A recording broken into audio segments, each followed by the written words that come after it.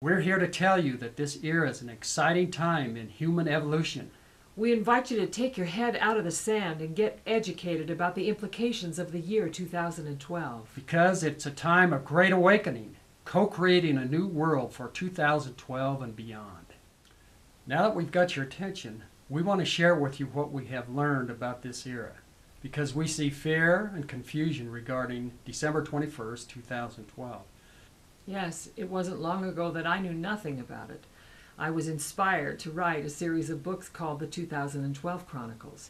Lynn, do you remember the day we're talking about the books and I said you will probably be invited on some panels, radio and TV shows to discuss 2012 and beyond? I do. And I said, why would anyone want me on a panel? I just wrote what I saw in my visions. So we decided we'd better educate ourselves. We spent the next 2 years studying everything we could find about 2012. Ancient wisdom, quantum physics, the latest research worldwide. What could happen and why? Will humanity survive? Or will anything survive? There are many probable events based on ancient prophecies, modern science and astrology, and the propensity of so many millions of people today who are taking steps to enlighten themselves and live in harmony, peace, and love. That could change everything. It's important to remember that the future is based upon probable events. Those events are determined by the consciousness of humanity. We have the capacity to create a new world, as Lynn calls it in her books, the one world. Cardell, let's give them a brief overview of what we discovered in our research. Let's do. 2012. Is it Armageddon, the end of the world? Or is it an awakening, the great shift? Armageddon speaks of horrifying events of destruction, death, and calamity. In religions, it is anticipated as the final battle between the forces of good and evil. It is said to be the time of final judgment for the wicked humans of the earth, and the salvation for the just and good humans of the earth. Many people point to 2012 as the end of the world, Doomsday. People frightened that 2012 might bring the end of the earth and doomsday have listened to distorted versions of what many ancient teachings like the Mayans have actually predicted. 2012 will not bring the end of the world, but it will bring the end of the world as we know it. One of the reasons many people are buying into the Doomsday prophecies is that there's been an acceleration of natural disasters on Earth, like never before seen in recorded history. During the last 100 years or less, volcanic and earthquake activity on land and in the ocean has increased by over 800%. Sea level and Earth's temperature is rising. The incidence of tropical storms, floods, and drought has skyrocketed. Tornadoes have increased from 100 to over 1,200 per year in the U.S. alone. The Earth is evolving just as we are. There's been an increase in solar activity. There have been more sunspots since 1940 than for the past 1,150 years combined, an increase of over 1,800%.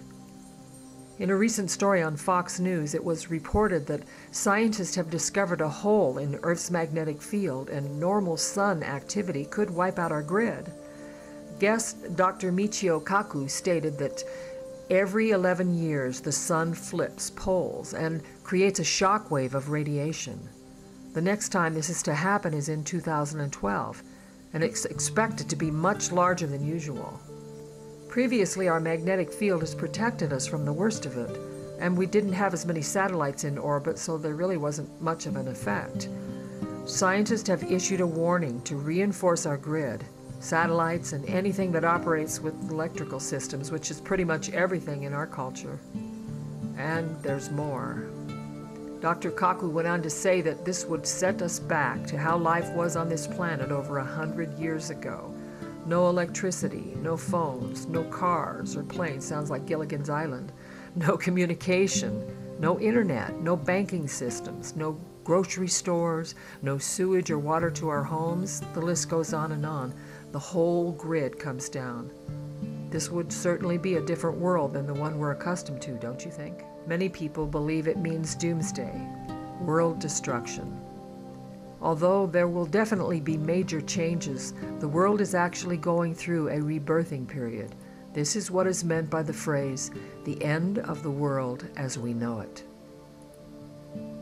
Everybody's talking about 2012, and guess what?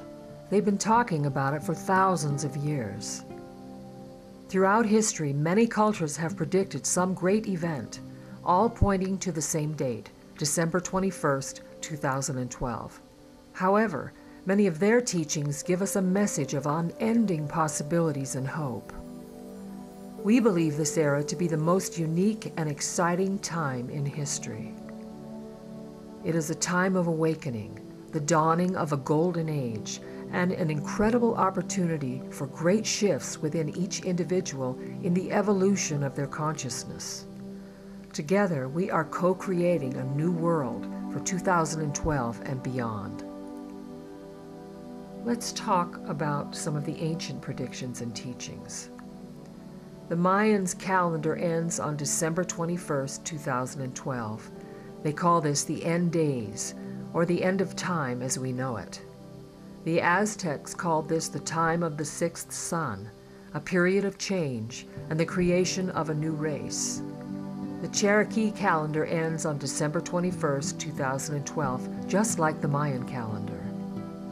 The Great Pyramid in Egypt presents a stone calendar ending in the year 2012. The Hindus call this the Kali Yuga, or end time of man. And the Incas called this the age of meeting ourselves again. The Maoris believe the veils between the physical and spiritual worlds will melt, and there will be a merging of the two worlds. The Pueblo and the Hopi forecast a cleansing of the earth and an emergence from the fourth world, which is what they believe today's world is, into the fifth world. The Tibetan Kali Chakra predictions left by Buddha foretell the approaching of the golden period. And the Zulu predict that the entire world will be turned the other way up, and 2 days later we will emerge into the fifth world. All these cultures came to the same conclusions that the world as we know it will end on December 21st, 2012, regardless of the fact that they are separated geographically, culturally, and by time. What does modern science and astronomy have to tell us about this time in history? Let's talk about the alignment of the galaxy. Our galaxy has a center, and all of the stars take 1 million years to revolve around that center. It is located in the starriest part of the Milky Way. On 4 occasions during a 25,800-year cycle, our galactic center aligns with the sunrise of a solstice or equinox. The last time it occurred was 6,450 years ago, approximately the dawn of Old World civilizations. On December 21st, 2012, a winter solstice, this center will align with our sun again. Only once in the 25,800-year precession of the equinox does it align perfectly, exact center, as it will on December 21st, 2012. Scientists are also reporting major interplanetary changes. On Mercury, the magnetic fields have grown substantially since the 70s. This is reported by NASA. On Venus, there's been a 2,500% change in the atmosphere from 1978 to 1999. On Mars, the ice caps are melting substantially and there's global warming. On Jupiter, white ovals are causing raging thunderstorms. The temperature is rising substantially and there's signs of global upheaval. On Saturn, between 1981 and 1992, energy coming from the sun caused a plasma torus with the rings, which caused them to be 1,000% denser. In 2004, massive X-ray emissions were detected.